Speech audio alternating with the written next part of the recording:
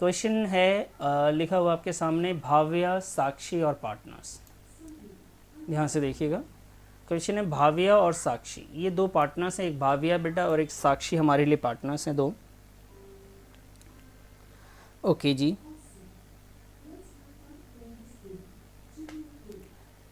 और उसमें balance sheet में आप देखें हमारे पास क्या क्या इन्फॉर्मेशन है। एक फर्नीचर है, land building, investment, receivable, cash in hand, इधर sundry credit, general reserve, investment, fluctuation reserve. जब ये दो बातें आती हैं तो हमारे दिमाग में जो हमारा कॉन्सेप्ट इससे रिलेटेड था वो आपके दिमाग में आ जाना चाहिए कि भाई जनरल रिजर्व जो होता है उसे डिस्ट्रीब्यूट किया जाता है अगर कुछ ना कहा जाए, और कहा जाए तो फिर उसका एडजस्टमेंट किया जाता है।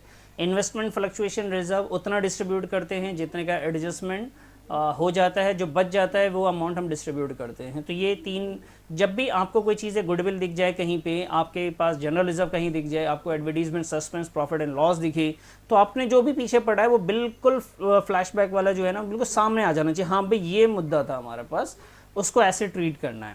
ठीक है, आगे बढ़ते हैं। The partners have decide to change their profit sharing ratio to 1:1।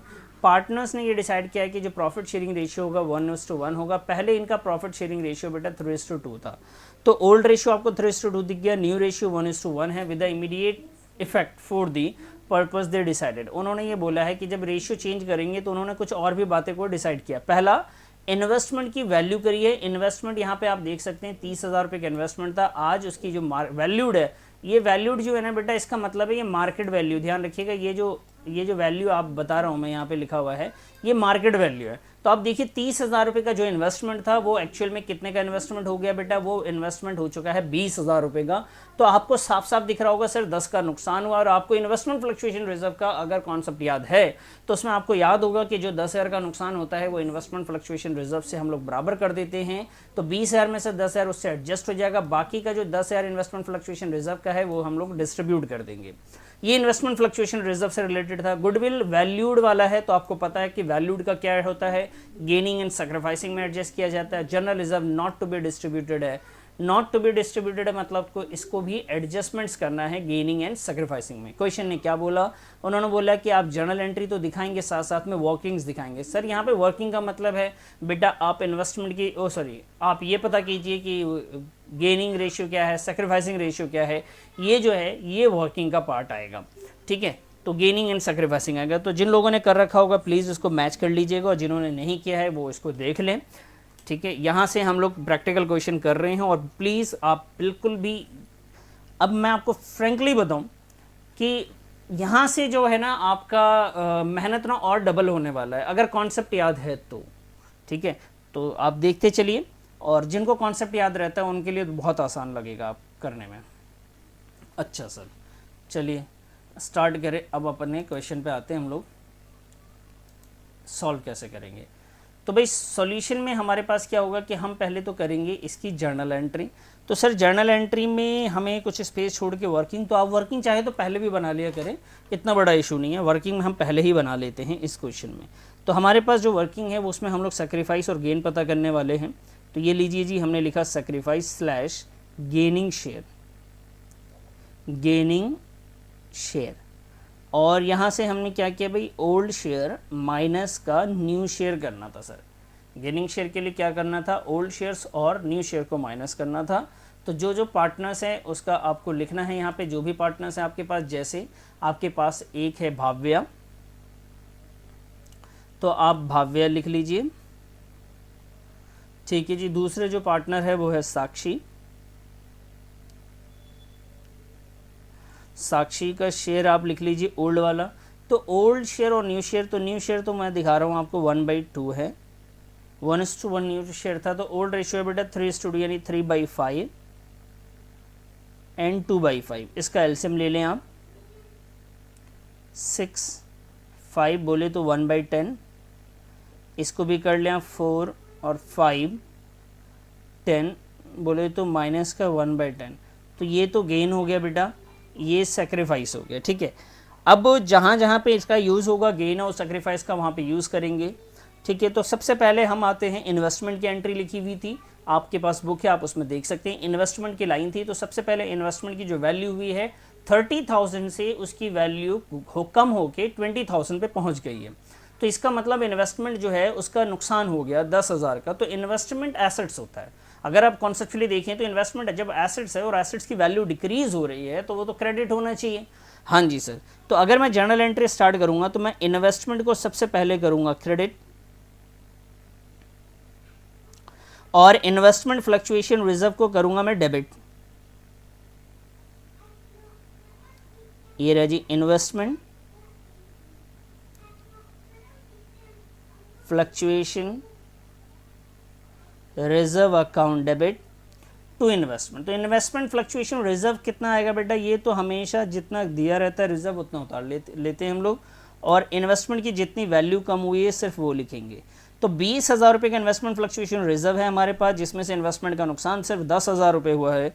तो बाकी जो अमाउंट बच गया है वो ओल्ड पार्टनर में हम लोग डिस्ट्रीब्यूट करते हैं। आपको याद है होगा, और नहीं याद है तो प्लीज़ मुझे बताइएगा तो मैं समझूं कि क्या हालात हैं, किसके क्या हालात है, उसी हिसाब से मैं उसको गाइड कर पाऊँ। भव्य और साक्षी, भाव्य और साक्षी। तो ये जो 20 में से 10 माइनस करा, बाकी का जो 10,000 है उसको किस रेशियो में बांटेंगे सर, ओल्ड में, गेनिंग में, सेक्रीफाइसिंग में। बेटा तो इसको हम लोग ओल्ड रेशियो में डिस्ट्रीब्यूट करते हैं, और रेशियो था 3:2। तो उस हिसाब से एक का 6,000 आ गया, दूसरे का जो अमाउंट आया बेटा वो 4,000 रुपीज़ आ गया। ये हमने पहली जर्नल एंट्री कर लीजिए। ओके सर, अब आते हैं गुडविल के बारे में। गुडविल बेटा यहाँ वैल्यूड गिवन है, आपको याद है ना, जब गुडविल वैल्यूड होता है तो उसको हम लोग करते थे एडजस्टमेंट्स। किस रेशियो में करते थे, तो गेनिंग एंड सैक्रिफाइसिंग में। एंट्री क्या होती थी, तो gaining partners capital account debit to sacrificing partners capital account. तो यहाँ पे गेनिंग पार्टनर्स कौन है, तो यहाँ पे गेनिंग पार्टनर जो है बेटा वो है साक्षी। तो हमने साक्षी को कर दिया है डेबिट, यहाँ लिखेंगे Sakshi capital account, Sakshi capital account to Bhavya's capital account. Amount की अगर बात करें, Sakshi capital account debit to Bhavya's capital account. तो गेनिंग रेशियो में आपने बांटा है, तो ध्यान दीजिएगा अमाउंट कैसे आप लोग यहाँ पे करेंगे। मैं यहाँ पे ब्रैकेट में लिख दे रहा हूँ, आपको लिखने की ज़रूरत नहीं है, लेकिन मैं आपको यहाँ पे समझा रहा हूँ कि देखिए गुडविल का अमाउंट जो था ना बेटा वो 24,000 रुपये था, और इसका जो शेयर है 1/10 है भाव्य का। जो सेक्रीफाइसिंग या गेनिंग शेयर आप देख रहे होंगे, सेक्रीफाइसिंग 1/10 है, तो 24,000 का 1/10 कर दीजिए, यहाँ पे लिख दीजिए जी 2400 रुपये, और यहाँ पे भी लिख दीजिए आप 2400 रुपये। तो ये आपका गुडविल का एडजस्टमेंट्स हो गया। समझ में आई बात, ये गुडविल के एडजस्टमेंट्स की एंट्री कर रहे हैं आप, ठीक है। अच्छा जी, ये दो एंट्रीज हम लोगों ने कर ली, यहाँ पे भी डाउट आपको नहीं होना चाहिए। बहुत बढ़िया जी। अब आते हैं नेक्स्ट पॉइंट पे, जनरल रिजर्व।